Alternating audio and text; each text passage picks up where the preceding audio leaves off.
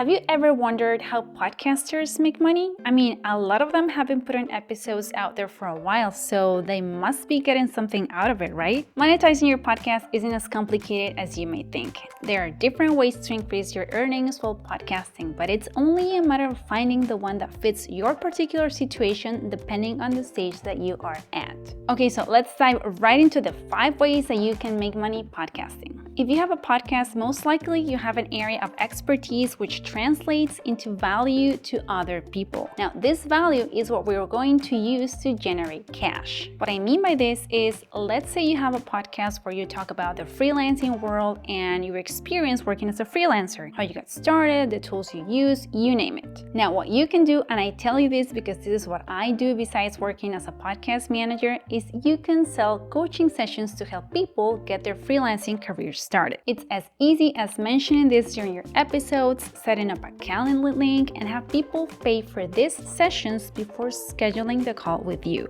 This is the easiest way to bring in some cash for your podcast, and it doesn't take long to set up. You can also create a paid community. This is a great way to foster deep connections and brand loyalty, which often carries a bag of exclusivity. When you have a paid community, your members get access to specialized content, which makes paying for something like this a no-brainer. Another great way to monetize your podcast is through affiliate marketing. This is as simple as recommending products or services that you use and like during your episodes and adding the links to those products or services in your show notes. If you have a brand that you love, go to their website and see if they have an affiliate program. Sign up, and like I said, be sure to add it to your show notes. Next, you can sell your own merch. I know this may sound complicated, but I promise you it is easier than you think. If you have a podcast, most likely you have a logo or brand colors. If not, this is something you can easily outsource through freelance platforms such as Fiverr or Upwork. Once you have this, you can create new designs and put them on t-shirts, hats, and accessories